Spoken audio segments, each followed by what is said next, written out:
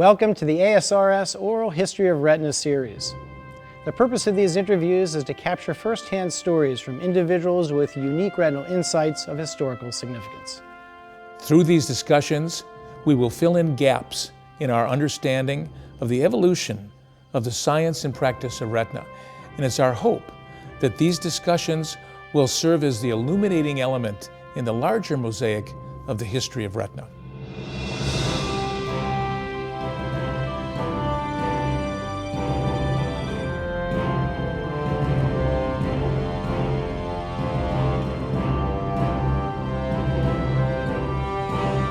Hi, I'm Kirk Packo, retinal specialist here in Chicago, and it's my honor to be your host for this episode of the ASRS Leaders and Legends series. You know, as a retinal specialist, anywhere in the world, if you walk into the operating room, you're going to be using instruments, in the plural, and techniques, again in the plural, that all sprang from the amazing fertile mind of one man.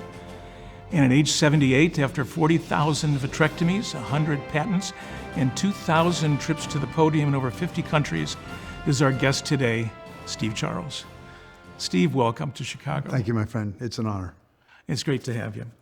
And Steve, it's been said that we are products of nature and nurture, our genetics and our environment. Well, tell us a little bit about your parents first and what it was like growing up in Wisconsin. My mom and dad both went to the University of Wisconsin in Madison, both art history majors. My dad got his master's. His very first job out of the University of Wisconsin was to be professor and chair of art at University of Alabama, subsequently several other institutions. My dad worked very, very hard. He never took vacations, or we didn't do family vacations, and he would teach all day long and then come home and go to his studio, which our garage was a phenomenal art studio, and he'd do sculpture and painting, until the wee hours, and the same thing every single holiday and weekend. As a little kid, what did you spend your time doing? Did you play with? Making things. Making things. Climbing trees, riding bikes, modifying bikes, taking them apart, putting them together, building tree houses, building, the little walkie-talkie things. And then I started building Heath kits. So I built amplifiers and tuners and things like that. I built stereo systems for people, for some theaters in town, and actually built amplifiers and preamps and mixer boards from scratch. Worked in summer stock theater 4 summers doing audio and lighting. Moving from high school to college, went to NC State first, and then ultimately to... Well, I started at the University of Miami for 1 year, where my dad was a professor. I see. I had intended to go to the Coast Guard Academy because you get an engineering degree, and I would have been able to play wide receiver there. I was good enough to play at a place like that. And but it turns out I couldn't get in because of asthma. So at the last minute, I said, okay, I'll stay home for 1 year. And then I was born in Raleigh, and they used to call NC State the MIT of the South. So I did mechanical engineering first in Miami for a year, then in North Carolina State for a year. Then I got the idea of designing oil and gas equipment, big, huge diesels, 8 or 10 diesels in a row in a big chain. That was a trip to Oklahoma. Then Oklahoma. So I did 2 years at Oklahoma. Halfway through the 2 years I spent there, I said, I was just sort of, I don't know, I couldn't decide. I knew I didn't want to build weapons of mass destruction or machines that build cigarettes or alcohol or gambling, anything that's destructive to our people and our culture. And I literally thought that way. And I said, I looked in the catalog and they had biomedical engineering parentheses pre-med. So I went to my engineering advisor, was a tough guy that used to be a tool pusher in the oil patch. And I said, what's it about? He said, it's new, it's whatever you want to make it. And I said, well, what do you think? He said, don't do biomedical engineering. He said, do mechanical and electrical. It's more respected if you want to be a designer. And I said, well, I want to be a designer. And he said, I said, what's the pre-med about? He said, he's not supposed to say this in Oklahoma, but do you want to be a chief or an Indian? I said, chief. He said, go to med school. He said, but you must stay current in engineering for the rest of your life. Don't be one of those guys that made the switch to make more money. But you decided you wanted to marry engineering and medicine. Absolutely, from day one. Yeah. And then I love my embryology class. I remember making, manipulating chick embryos under the microscope. And then I also was building printed circuit boards. I built a big, for reviewing film, where they had these film conventions. I built this huge audio system where 60 people could switch from 6 different channels and watch 6 movies simultaneously to grade all these films. So I built a lot of printed circuit boards and worked under the microscope. And so I said, I want to be a microsurgeon, no doubt, no question from day one. So I decided ENT, neuro, or eye. and I didn't have any money. I went to med school in Miami, hometown, lived at the VA for free. How many schools you applied to? Kids now One. go to 80. I applied to one. One. I applied to Miami, got in. And I didn't What was have that interview like? And I didn't have an undergraduate degree, so I got in without it. And I interviewed with the dean, and he said, "What do you want to do?" Did you ever get the degree? I never got my undergraduate degree. Huh. And so he asked me what I wanted to do, and I said I wanted to be a surgeon, and I wanted to design equipment for surgery. And literally that was 6 months of whatever it was before I started medical school.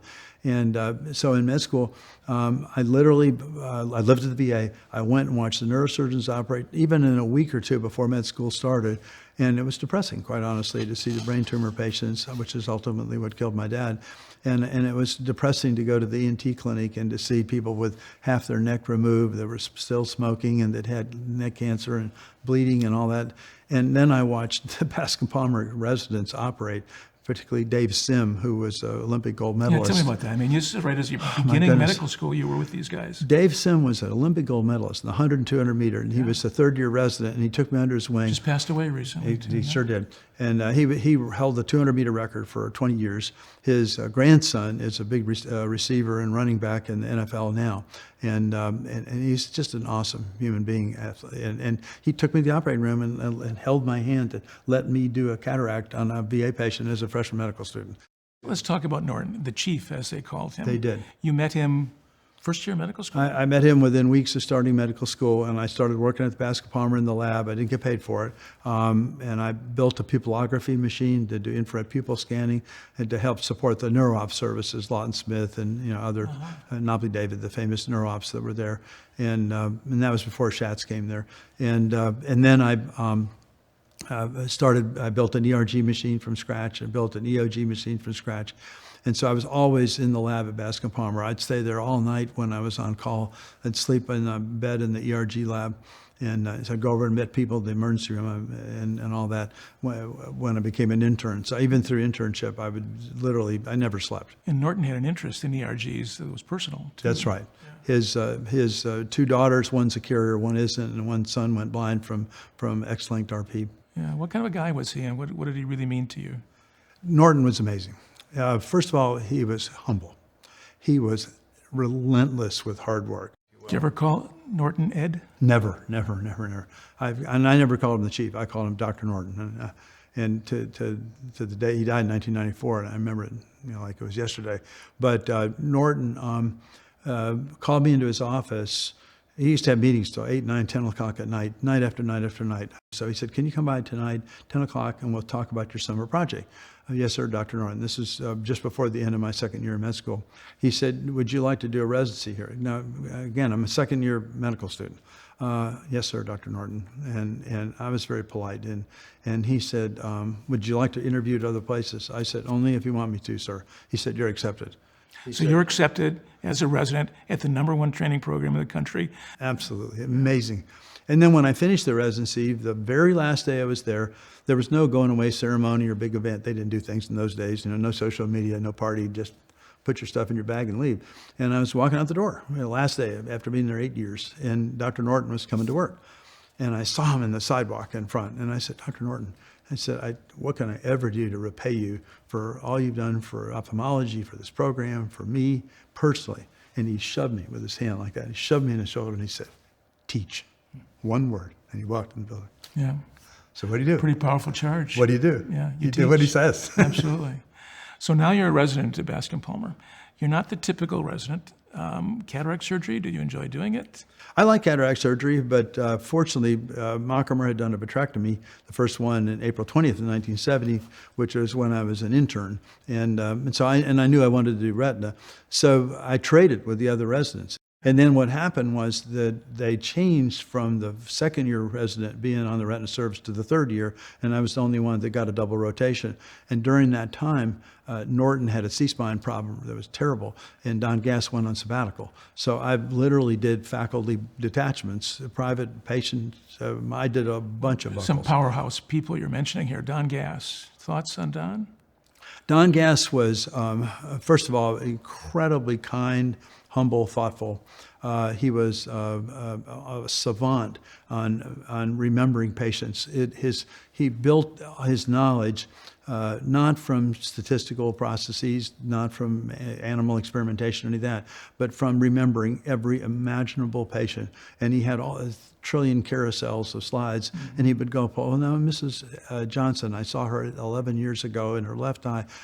I think that's the same as this one." You got Mockimer, who teamed up with Jean-Marie Perel, great friend of yours. Sure. And David Kasner. I want to ask your thoughts on these three. So let's start with Jean-Marie. He was a great guy, and we were great friends. We built together a film strip projector that you could randomly access that had fundus photographs on it that you could examine with a direct ophthalmoscope. There was a project funded As a by simulator? Is that what this is? It was a simulator, but it was a full-body simulator with carotid, with jugular venous pulses and the carotid pulses and femoral pulses and heart sounds. And so this mannequin with an elastomeric shell that a cardiologist named Mike Gordon had got, ITT, Harold Janine, I think, funded it. And so he came to me and said, "Hey, Steve, can you make an eye that will show, Roth spots or whatever?" And so Jean-Marie and I did that together, and that was our first collaboration. Prior to Mockimer was David Kasner, private guy, Coral Gables. Right. Very interesting man. And tell me of your interaction with David. Well, he taught cataract surgery at the VA. He did some things that today I think I wouldn't have done, and that is he literally caused us to have complications.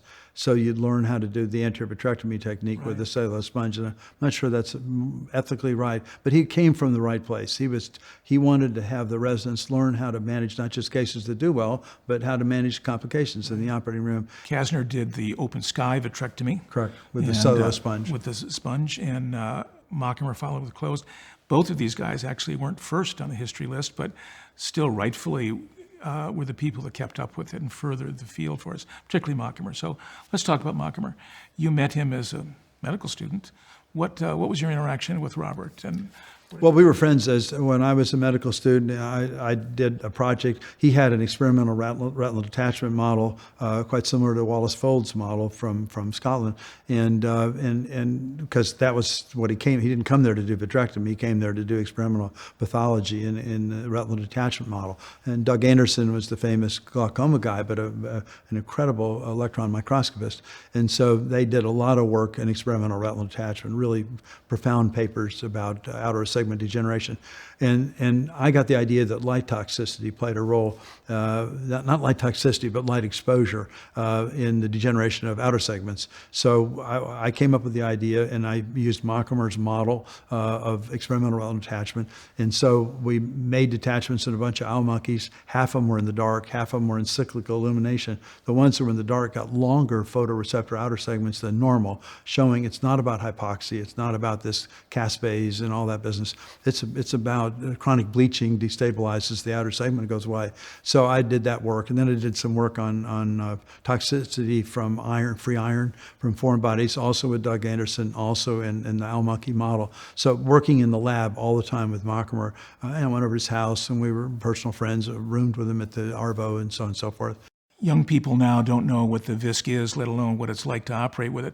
Tell me what your experience was with the VISC. What was it like to do a vitrectomy with that machine? Well, it was, first of all, a large incision. It was a full-function device in the sense that vitreous infusion and suction and cutting, and they developed endoillumination. Endoillumination was a big advance, and the cutter went round and round, and so and it was self-sharpening to an extent, but it would wind fibers.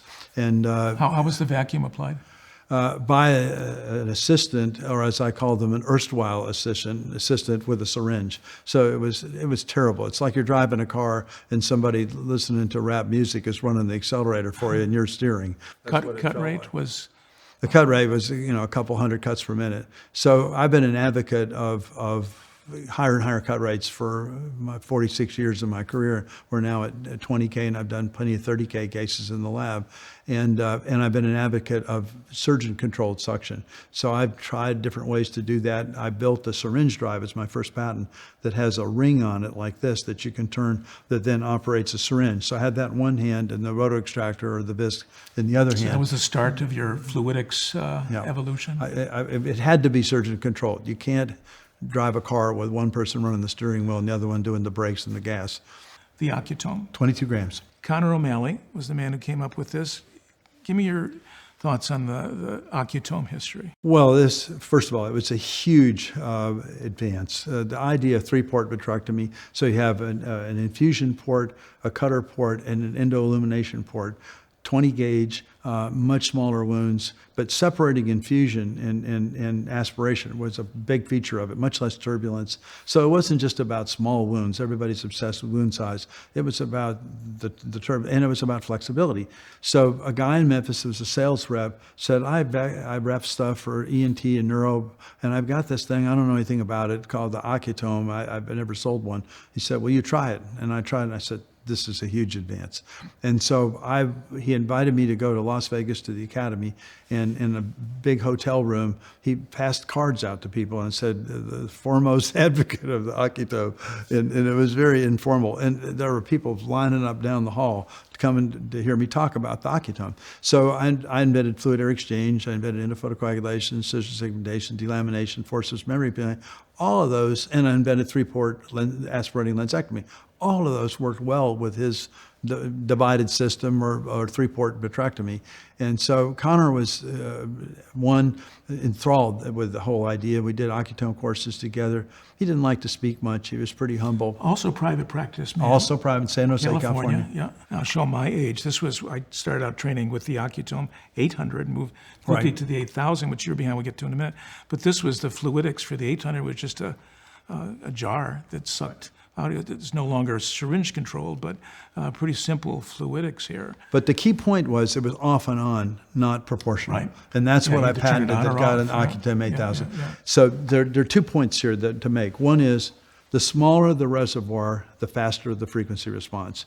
And so getting it smaller and smaller. So then I came up with continuous emptying by a little peristaltic pump, so you could keep this volume very low. And then you could, the response time to a foot pedal command for vacuum was much faster. So smaller and smaller and smaller. The constellation is this big. And but that was an important advance. People don't realize how important of an advance the linear's vacuum was. To operate where you just turn the suction on and off gets you there, but the accelerator control was an enormous advance. And that takes us to the Accutome 8000.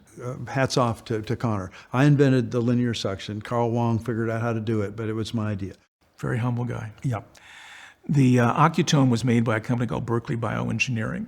And that's where Carl Wong, who you just mentioned, was working as a young EE engineer. And you linked up with Carl as it segued over in the development of the 8000 and beyond. So let's talk about Carl Wong and your association with him, a company called Midlabs. Sure. Tell me about Carl.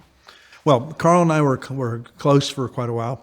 I helped him start a company. I got it incorporated in Tennessee. I raised, I think, about $12 million, something like that. I actually wrote the business plan. He didn't have a sales force before he hired Bill George. So they literally sold 100 machines before they had a single salesperson. This was Midlabs. And this is Midlabs. And so I brought them to stores who distributed the first version. It looks similar to what we use now, but there's some differences. This is the very first generation microvit. Tell me about that. Well, a couple things. I have always said that I invented this idea of the hourglass shape. Why is that? I said, look, we have to axially constrain the grip and standardize tip to grip across the product line. So every single product, the distance from this grip point, these facets to the end is the same. So you don't bump retina when you lose view. The patient moves on the table or the pupil comes down or a sudden hemorrhage swirls up and now you lost your view of your instrument tip. You know where it is. Do you think Roger Federer has to look at the racket to know where the sweet spot is? I don't think so. And so that's the idea behind this. So that's one idea. Second, that's the shape idea. But this had a diaphragm instead of a bellows. The Accutome, this thing has a bellows in it. And bellows are prone to fail because they have a flex point at each of the... You usually had 3 of these sterilized on your tray because they're for sure to plug. The bellows would be, when you autoclave them, it just trashes the metal and they don't last long. Whereas these are made of it's an electro-deposited process. It's very challenging to make the bellows. And so this has a mylar diaphragm in this plane, so it's a guillotine cutter, so it runs back and forth this way instead of the rotary cutters we'd had prior to this time, and it's disposable. So self-sharpening, if you increase the actuation pressure to overcome the force due to self-sharpening, you can still get faster and faster cutting rates. Again, a huge advance that young people don't understand what it takes to get into that. You know, when you put the Ocutome together, it was just a precision fit, but this really does sharpen as you use it. The inner needle is literally larger outside diameter than the hole in the outer needle, and so it has to be forced in there. So it's a swedging procedure, as they say in manufacturing. It's swedging to sharpen itself as it works. But that means it makes particulates, but they all go, metal particulates all go up the vacuum line, so they disappear from inside. And really took off like wildfire, this machine in the mid-labs. What happened to mid-labs and your involvement? I had a little venture company, and I orchestrated an acquisition by Alcon, and I didn't make any money in the transition. I intentionally didn't own stock. I just did it on my own. But I was supposed to get a finder's fee and didn't. I said, well, I'll start my own company then. And so I started Innovating, and I came up with what became the Ackerson constellation. All the feature set on Ackerson constellation came from my company, Innovating. Well, Innovating in that platform, which you call the OCM, was an opportunity to solve all of the aggravations and things you felt were wrong with the other platforms. What was the design of this, and what was the reason that you felt another platform was the way to go? Well, I'll first tell you how it came about, too. I was invited to go to Israel to speak to honor Michelson, who postulated what's now known as VEGF, and all the retinal vascular luminaries were there, and I got invited to speak. And on the way over, I read Danny Hillis's book on the connection machine, which was the first massively parallel computer. And I read another book on what's called the finite state machine. It was a long flight, delayed several times because of security issues going into Tel Aviv. And so at any rate, I had all these ideas, and I said, we need one display that's reconfigurable with smart keys, one foot pedal, one power supply, and it needs to do all the functions. And I had what the psychiatrists call a fugue state, where I stayed up for 3 days without sleeping in my hotel room, and I got 4x8 easel pads, and I taped them to the wall, and I came up with all the fluidic circuits and electronic circuits, which for what became Ackerson constellation. So the idea of push priming, the idea of automatic gas mixing, actually, in the console. I had a chilling platform underneath this array of valves, and so everything from switching from air to gas to fluid to silicone oil, all that was done. And so that's how and then Alcon finally bought that. They were supposed to distribute it, and we got a venture capital nightmare. And so Alcon stepped up in one day and said, all right, we'll buy it. And I didn't make any money in the transaction, but that's okay. I remember you presenting this at the Academy, and the machine was extraordinary. Everybody was crowded around this. They knew there's Steve Charles's new machine. Did you operate with it? Yeah, I did quite a few cases with it. The late Reese Landers did a few, and Henry Hirschman used it in PECO for cataract surgery. Yeah. Flying. You flew here today. Yeah. When did you get interested in flying, get your first pilot's license, and how has that been meaningful to you? It's funny. Growing up, I used to go to the airport and watch airplanes, but I really didn't think about being a pilot. It was always about, I want to be an engineer, until 3 years through engineering school, I want to be a doctor and an engineer. I had an airplane that guys were flying me around to the meetings, and I said, I can learn to do this. I'm dexterous. I'm a surgeon. I'm an engineer. I understand systems. I'm cool under pressure. I can learn this, but I don't want to fly like a doctor. And so I met up with Buddy Dossie, that I still fly with. He's like my brother.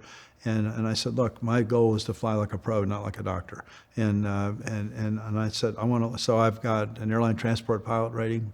Most doctor pilots don't have that. They just have an instrument rating. I'm type rated in 6 jets, in different families of jets, including a 3-engine Falcon 50, which I used to own, including a 777, which I'll never own. Let's talk about another famous plane, Project Orbis, the Flying Eye Hospital. Yes, sir. Started by David Payton. Tell me about your involvement, and when did that start? Got a phone call from Oliver Foote, who was the executive director at that time, the son of Lord Carradine, the ambassador from the UK to the United Nations, and a very famous diplomat. And Oliver was a tremendous personality, and he had early death from a disease process, but really tragic. But he was a great guy, and he said, I know you know Al Gore and you fly Al Gore around in your Learjet. We want to go to Moscow. We've always wanted you to operate with Orbis, but we can't get in Moscow. The State Department won't let us. This is during the Cold War. Can you get Al Gore to get us in? So I called Al Gore and he said, I'll make the call. And he turned the State Department around and we went. And this was before he was vice president. He was a U.S. senator at that time. Fedorov invited you, or probably Orbis? Well, they had to deal with Fedorov, but it wasn't a direct invitation from Fedorov. It was all Orbis initiated. And so I went over there, and it was a pretty amazing experience. There was a famous general that had wallpaper with medals that had a piece of titanium in his fovea with a little epimacular membrane, and it was arced up, and it was on an arteriole on his disc, and with some gliosis. And every time his heart beat, it went like this and pulled on his macula. And so you're not supposed to operate in celebrities, but I went to Orbis, and I said, what am I supposed to do? And they said, hey, we're in Moscow during the Cold War. They got our passports. We've got to do what we got to do. And so I looked at his eye and I said, well, I can operate. And the two KGB agents that were allegedly our translators, they talked to the two top vitreoretinal surgeons, and they go, Yee. And I said, what's up? And they said, he's inoperable. And I said, well, please tell my esteemed colleagues that for me it's straightforward. I can do it in 30 minutes. And as soon as I said it, I said, I'm going to Siberia. This doesn't work. I'm going to practice walking with my hands behind my back with the handcuffs on. But it went really well.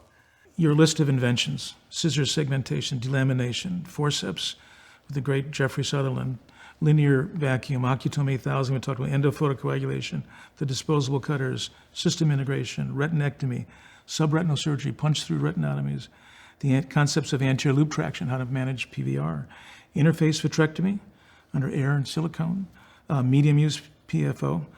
All of this list has had you working in one way or another with industry, and there's pros and cons to that. If you had to get some advice to, a budding inventor out there that wants to do some things like Steve Charles did, what's the key to being, an inventor and working with industry? Well, I think it starts with being an engineer or being engineering literate at least. It takes a tremendous amount of study. I read all day, every Saturday and Sunday, every holiday, and I read probably 30 engineering magazines a month. And so become literate in the cell, whether it's cell biology or pharmacology or molecular biology or engineering. So that's part of it. Secondly, industry's not some unsavory thing. If you invent something and you write a paper and you're working, let's say you're a full-time academic, you write a paper on it, what's the likelihood it's going to be a product? Zero. It's not, and I always say, let's make some stuff. Let's not, that's not the word I use, let's not make white papers. Let's make stuff that people actually use. Steve, let's close this with some fun. Many of our viewers will recognize the late James Lipton's questionnaire that he did on Inside the Actor's Studio. Steve, what's your favorite word? Love. What's your least favorite word? Hate. Somebody asked me once, don't you hate anything? I said, I hate haters. What turns you on? Oh, I got phenomenal kids and grandkids. To see them smile and excel. Like that and patients that, thought they were inoperable, and 5 people told them they're operable, and you fix them. So seeing my kids excel and my grandkids excel and patients see, that's what I do. What sound or noise do you love? Oh, birds singing, children laughing, clever little old people, 95-year-old little cute little old ladies, things like that. What is your favorite curse word? I guess the one that you can, when I've stubbed my toe, I say shit. The F word, also if I stub both toes. All right. I have more than two toes, by the way. A linear control of curse words, I'm guessing here. Yes. What profession other than your own would you like to attempt? Well, I met Frank Lloyd Wright when I was a second grader, and for a time entertained the idea of being an architect, but for a time being a few months into college. But it hit me that I didn't have, that I'm a design type, but I don't have the aesthetic piece of design, which is really necessary to pull off our architecture. But what profession would you absolutely not want to do? In medicine, I couldn't be an oncologist. To watch people going through what many friends of mine have been through, I don't think I could handle it every day, particularly with kids at St. Jude. You walk through St. Jude and see these makes me cry. I could do that. So if God and heaven do exist, what would you like to hear God say when you meet him at the pearly gates? Well, I don't know what I'd like to hear him say, but he'd say, get out of here. You don't belong. You talk trash. We're not letting you in. That's one comment here. I think I'd beg to differ with you. Steve, this has been fun. And on behalf of the membership who not only adore you, are so inspired by you, I've cherished our 40-year now friendship. Me too. And I want to thank you for the time you spent. Thanks for continuing to inspire all of us. And don't quit. I think when you get to heaven, they're going to have another OR ready for you. Okay. Thanks. Thank you.